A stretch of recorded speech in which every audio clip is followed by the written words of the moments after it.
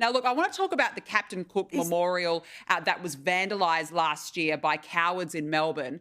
It's not going to be replaced after the notoriously woke Yarra Council unanimously voted to remove it. Now, this has been in storage since January last year after those thugs toppled the granite plinth, damaged the bronze bust of Cook and scrawled "Cook the Colony" all over it. Chrysten, this is happening in your home state. What on earth is happening at that council?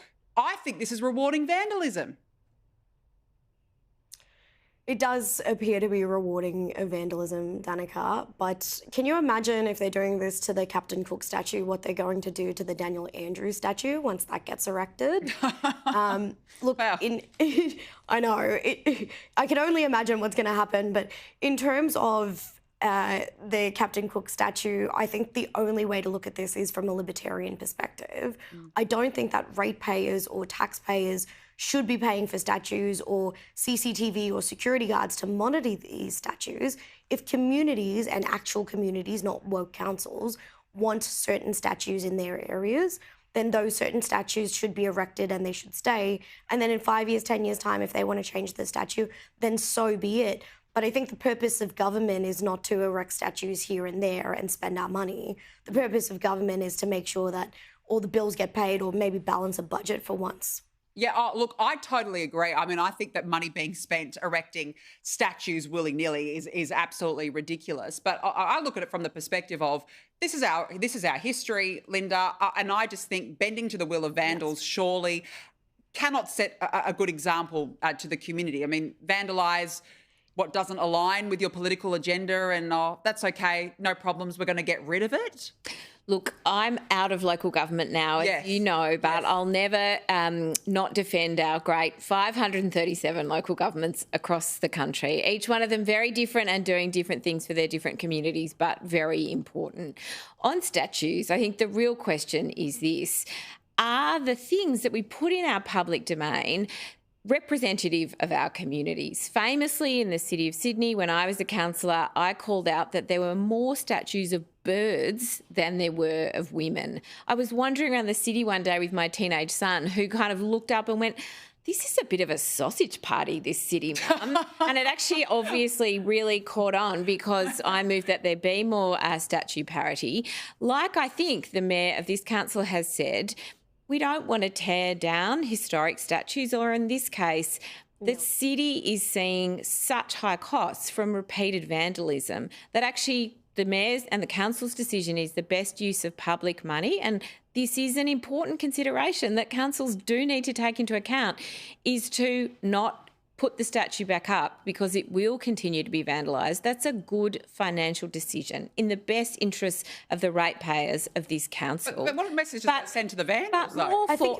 Looking forward, we've got to have different statue representations. We can't just have... But it's our part of our history, endless... Yeah, but we've got all these other women who are also part of our history who we don't know about because they're not in paintings, they're not in our history books, they're not in our statues. We can't have we keep talking about community, statue Linda. after statue of the same old men. Chrysten, what have you got? Linda, we keep talking about community. And what about if these vandals that are so passionate about the community or whether they're denying our colonial past, if they actually contributed to community, they spend half of the passion they have to vandalise, actually contributing to supporting women, to supporting youth, you know, that are at risk or all those kind of things. We're kind of changing this into a topic of let's have more statues to balance the books, when in actual fact we have an issue of vandalism here and we have an issue of taxpayers and ratepayers paying for these statues that clearly the community doesn't want. So we have, you know, conflicting issues in this one. Look, it's a tough choice. I condemn the vandalism. That clearly shouldn't happen. It's not in the public interest. But we can't just keep pretending that the only significant person in Australia's history is someone like Captain Cook. He's significant, but it's not the whole story. And we've got to have public art in our public spaces that tell the whole of Australia's history, not just one part of it. Well, I want to move on to other woke council news now, because Sydney Council's reputation as a fun police has been reinstated this week as it moves to ban large events in public parks. And Well, for what reason do you ask? Well, according to Lord Mayor Clover Moore, it's due to climate change. Yes, you heard it. That old chestnut, in an effort to protect grass from damage. I mean, we've really heard it all now. It's like climate change, willy-nilly, just gets thrown around at every event. Linda, you're the former Deputy Lord Mayor and you're former councillor of the City of Sydney yourself. What's your response to this climate change? Well, look, my predecessor, Councillor Ollie Arkins, moved a motion to activate these green spaces in the City of Sydney to make sure that they were able to have more festivals, more fun, more engagement. And I was really sad to see that Lord Mayor Clover Moore voted that motion down. I think it is disappointing because the City of Sydney should be a place where there's incredible festivals and fun and engagement. It creates fun, but it creates jobs. It creates economic activation as well.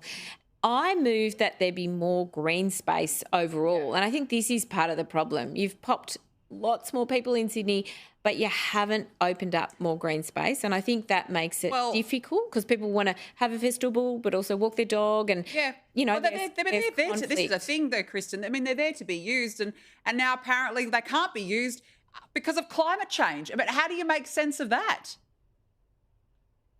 So grass getting damaged is climate change? Is that the main point here? Because I think there's groundskeepers to be able to maintain grass, or every 40-year-old man at home is probably really obsessed with their grass at the moment.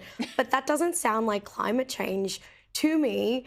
I think that I've been banging on about this forever and a day in terms of councils sponsoring or creating these kind of festivals themselves, and, you know, whether that's a twilight market or a street festival or whatever that may be, but then denying permits for private businesses and private organisations that want to have those events.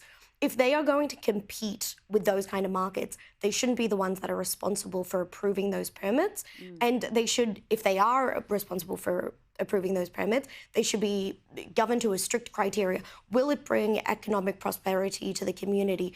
Will the benefits outweigh the cons of the grass getting damaged? And is it an event that is worthwhile doing? If they answer yes to all of those things, then the permit should be approved. But they do need to stop competing with these kind of businesses. Can I also just say that, I mean, climate change is real, but the City of Sydney is a council with a surplus. They can invest in drainage. That would solve the problem. Or so it is completely, it's a false argument. You know what, maybe Clover Moore actually just needs to get back to the basics herself of rates, rubbish and roads. I think that she should really stick to the basics and stop driving everybody nuts.